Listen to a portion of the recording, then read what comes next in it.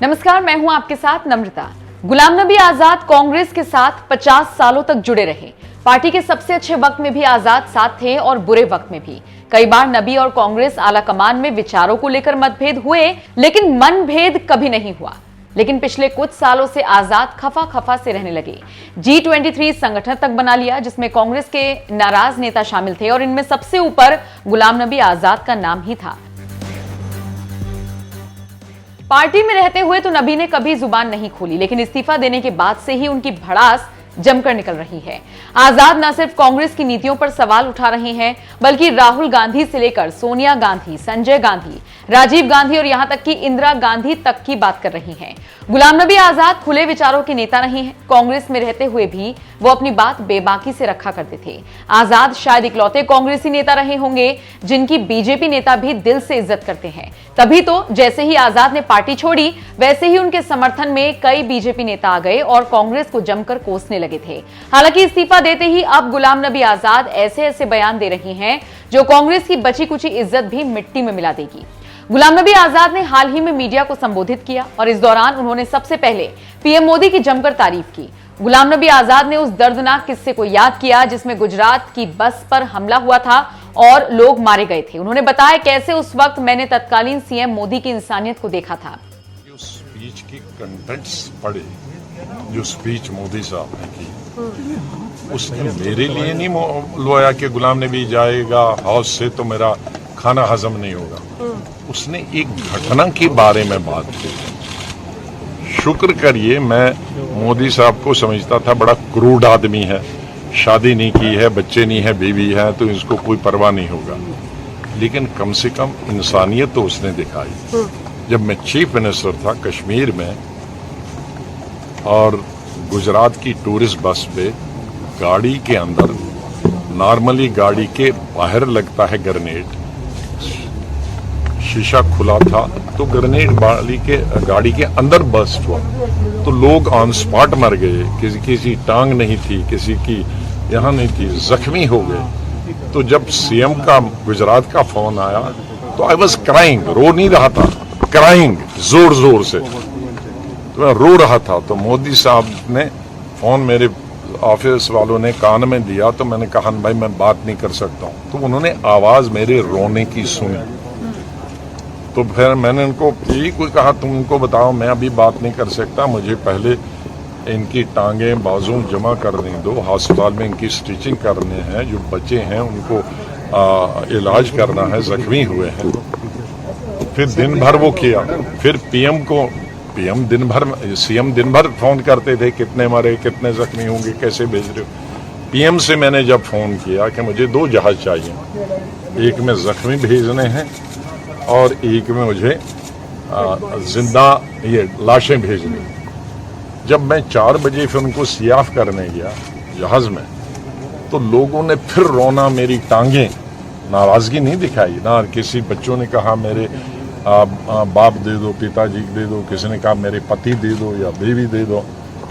तो मैं फिर फूट फूट के रोया, जो किसी की टेलीविजन ने दिखाया भी है। फिर उस वक्त पीएम ने आया, ये सीएम गुजरात का फोन आया, अरे स्टार्ट हो गया। मैं बोल नहीं सकता, उसी चौक में मैं बोल जब रहा था तब देखा, उसको देखकर उन्होंने किया तो ये कौन सी बुरी बात है।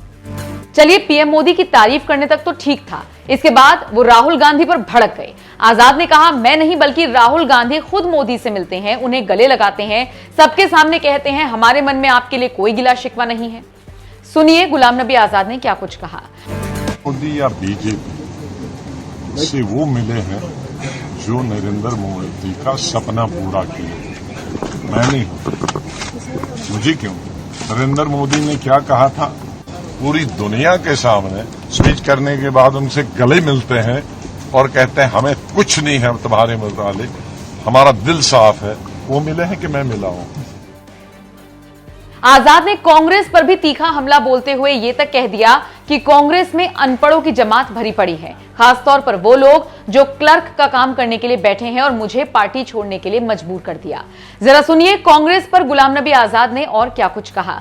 जाते जाते आपको उनका पूरा बयान सुनवाते हैं। आपका इस पूरी खबर पर क्या कहना है, कमेंट करके अपनी राय हमें जरूर दें। गांधी फैमिली से आपका बहुत क्लोज एसोसिएशन। संजय गांधी, मुझे पता है कि आपकी शादी तक में गए थे।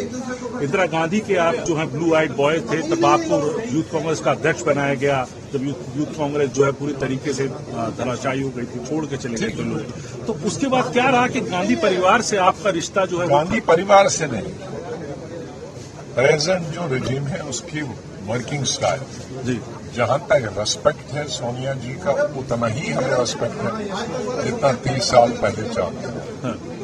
राहुल गांधी के लिए हमारा व्यक्तिगत रेस्पेक्ट उतना ही है जितना इंदिरा गांधी की फैमिली के साथ होना चाहिए, राजीव गांधी के बेटे के साथ होना चाहिए, सोनिया गांधी बेटे। मैं पर्सनली उसके लिए लंबी आयु की दुआ करता हूं और बहुत अरसा तक हमने उसको सफल लीडर बनाने के लिए प्रयास किया, लेकिन उनकी रुचि नहीं है, वो एक जगह रुकते नहीं है, बैठते नहीं है।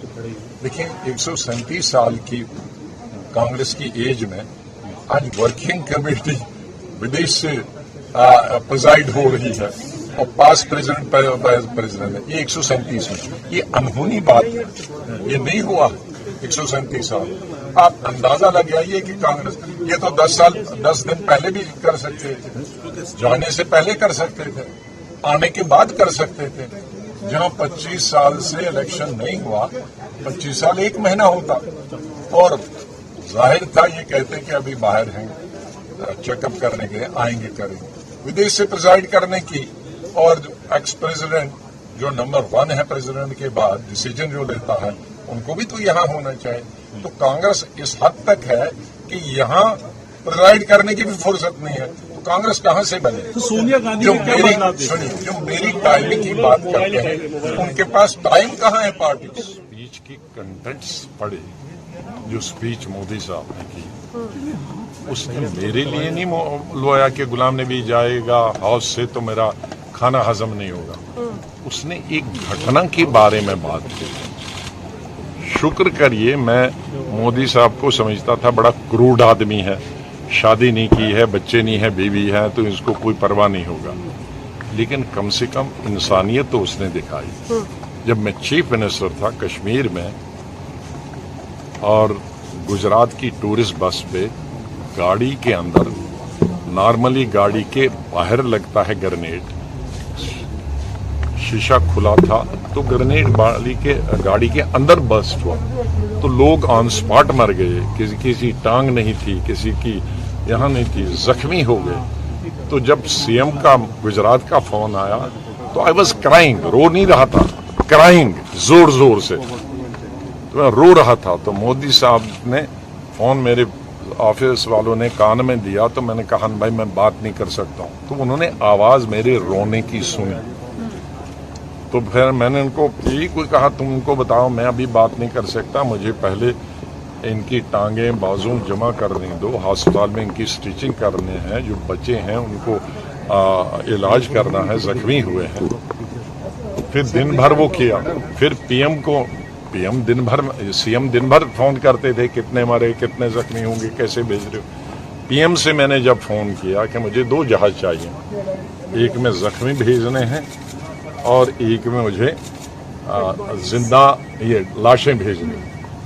जब मैं 4 बजे फिर उनको सियाफ करने गया जहाज में, तो लोगों ने फिर रोना, मेरी टांगें, नाराजगी नहीं दिखाई ना, किसी बच्चों ने कहा मेरे बाप दे दो, पिताजी दे दो, किसी ने कहा मेरे पति दे दो या बीवी दे दो। तो मैं फिर फूट फूट के रोया, जो किसी की टेलीविजन ने दिखाया भी है। फिर उस वक्त पीएम ने आया, ये सीएम गुजरात का फोन आया, अरे स्टार्ट हो गया, मैं बोल नहीं सकता, उसी चौक में मैं जब रहा था तब देखा, उसको देखकर उन्होंने किया तो ये कौन सी बुरी बात।